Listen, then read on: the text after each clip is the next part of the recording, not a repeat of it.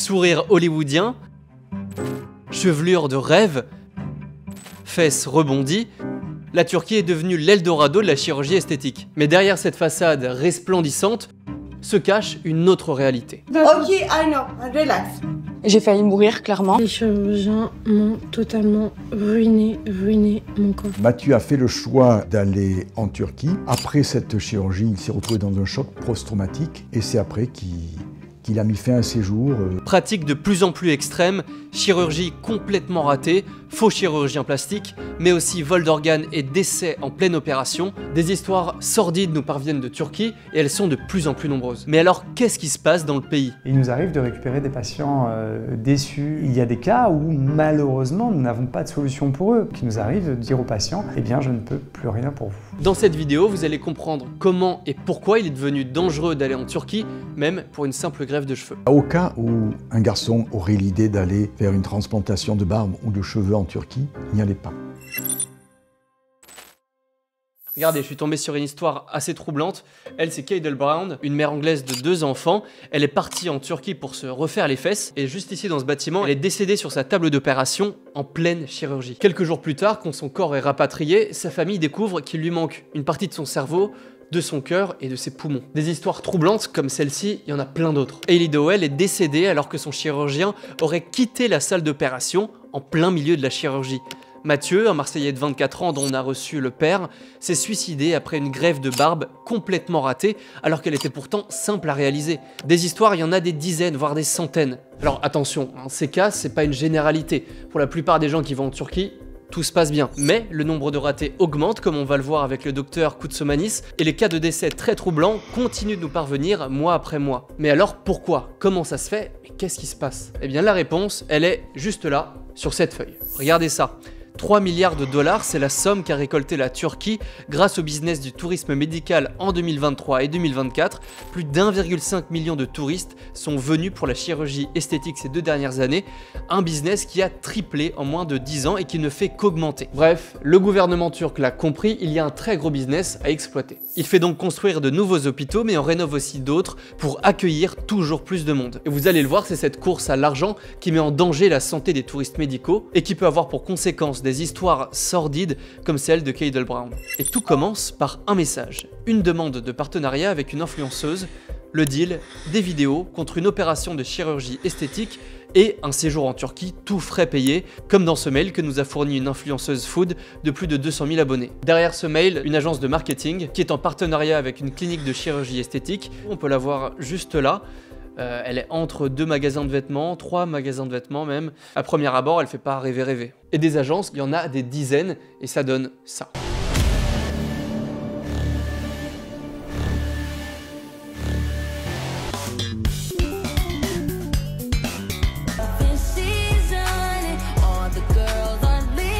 Elles ont un but, faire venir le plus de monde possible pour du tourisme médical en Turquie. En France, ces partenariats, mais aussi ce mail, sont complètement illégaux. Pour la simple et bonne raison qu'on n'a pas le droit d'exercer la médecine comme un commerce. Sauf qu'en Turquie, vous allez voir, les deux sont un peu mélangés. On peut privilégier votre argent plutôt que votre santé, et malheureusement, on va le voir assez vite, ça peut avoir pour résultat des catastrophes médicales. Regardez ça, c'est intéressant. Cette agence, elle propose des packages à prix imbattable. Forfait augmentation mammaire pour meilleur ami, pour 2 personnes. Allez, si je veux me refaire les cheveux, c'est 2450 $, ce qui comprend l'hôtel de luxe, le taxi et l'opération. Mais il y a aussi des agences qui proposent de payer le billet d'avion et aussi un tour d'Istanbul avant l'opération.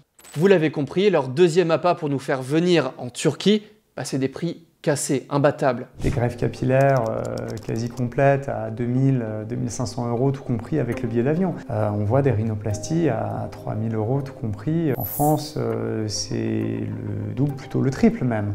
Quand on s'oriente vers de la chirurgie à prix cassé, il y a une raison à cela. Souvent, l'intervention est réalisée un peu à la va-vite, on prend moins de temps, le matériel est peut-être moins performant, moins moderne. Il y a une raison. Personne ne travaille gratuitement, même à l'étranger. Généralement, les opérations sont 3 à 4 fois moins chères que dans tout autre pays européen. Mais évidemment, quand on tombe sur ça, ça pose question. Est-ce qu'on peut vraiment leur faire confiance? Et bien regardez tous ces commentaires. Je ne peux que dire des choses positives sur mon expérience et je peux vraiment les recommander. J'étais incroyablement satisfaite, je recommande vraiment. Des avis positifs sur des sites de cliniques ou d'agences, il y en a énormément. Tellement que ça paraît un peu suspect. Comme Maxime qui nous dit « J'avais très peur avant l'opération, j'ai eu une opération incroyablement belle ».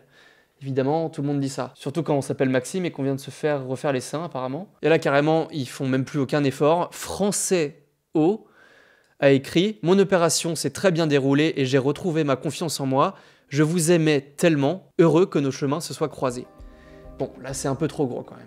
Vous l'avez compris, les faux avis de cliniques, d'agences, mais aussi de chirurgiens inondent Internet. Leur but, c'est évidemment qu'on ait confiance en eux pour appliquer ensuite une autre stratégie, nous faire monter dans l'avion le plus vite possible. Regardez bien, tout va super vite. En un clic, on est dans une discussion WhatsApp.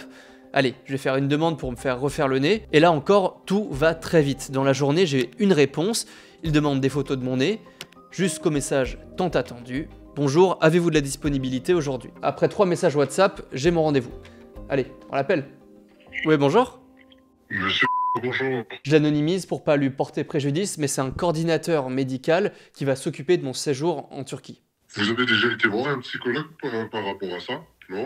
Un psychologue, non. Il faut aussi être d'accord avec soi-même par rapport à cette intervention. Hein. Moi, Bien sûr. Pour que je vous conseille. Hein. Bien sûr. Alors, point très positif, il me demande assez vite si je suis apte psychologiquement à faire une telle opération. Une première rhinoplastie, c'est entre 2500 et 3500 euros. Hein. D'accord, ok. Mon opération est presque 3 fois moins chère qu'en France, alors que le package comprend la chirurgie, un hôtel 5 étoiles, un taxi et 5 jours sur place. Mais c'est dans un hôpital, tu vas voir, tu vas être bien, c'est comme un petit hôtel, donc assez bien...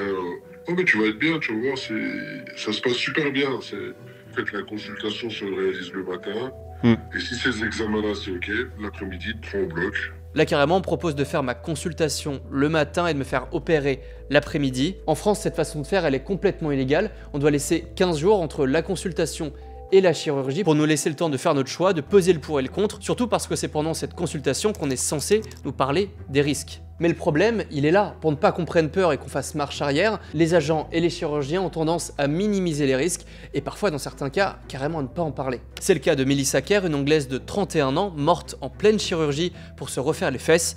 Selon les résultats d'une enquête, les risques, très élevés vous allez le voir, ne lui auraient pas été expliqués. Et pourtant, les risques, c'est bien le plus important. Je suis tombé sur une vidéo pendant mes recherches, c'est une influenceuse qui a été contactée par une clinique pour faire une vidéo promotionnelle, de la pub, et en fait, ça s'est pas passé comme prévu.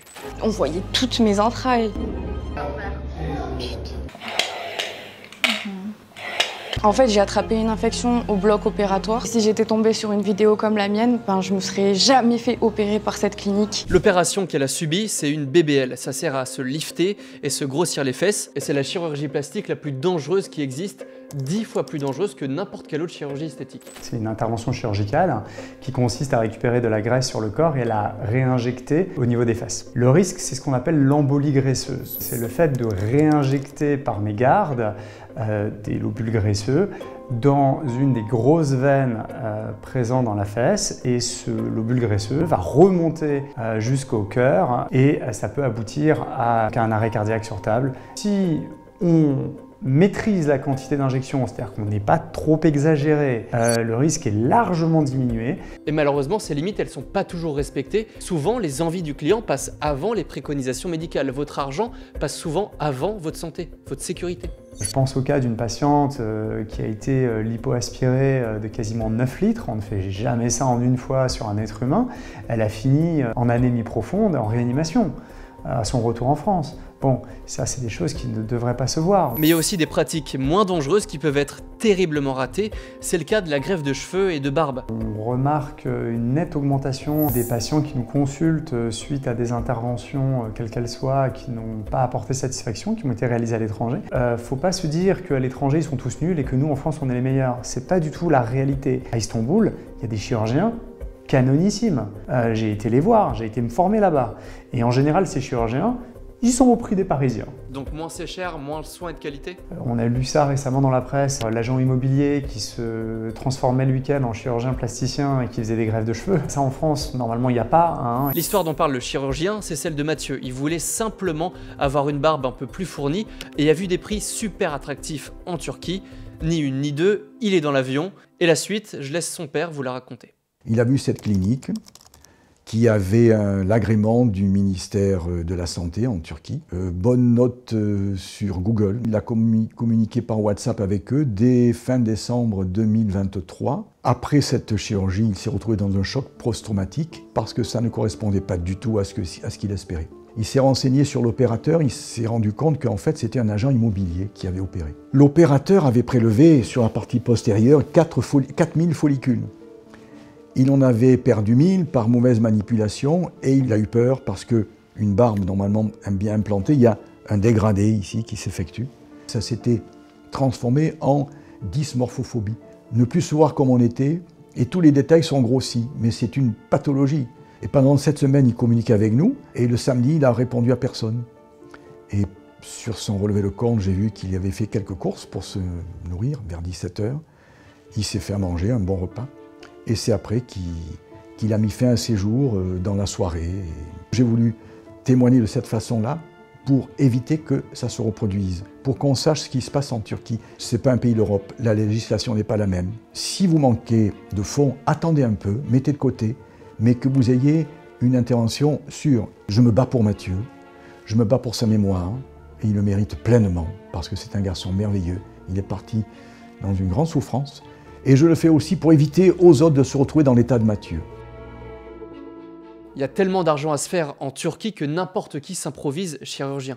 Des enquêtes du Parisien, mais aussi d'envoyés spécial, ont montré que dans certaines cliniques, ce sont des techniciens qui réalisent des opérations complexes à la place des chirurgiens. Et certaines cliniques n'existeraient en fait même pas. Des chirurgiens ou techniciens louent des salles à la journée pour opérer des patients, quitte à ce que la salle d'opération ne soit pas du tout conforme. Conséquence, une augmentation considérable des ratés. Le docteur Koutsomanis reçoit même des patients dont les cheveux ont été greffés à l'envers, mais les dangers ne s'arrêtent pas là. Regardez ça, des chirurgiens cassent les jambes de leurs patients pour les faire grandir.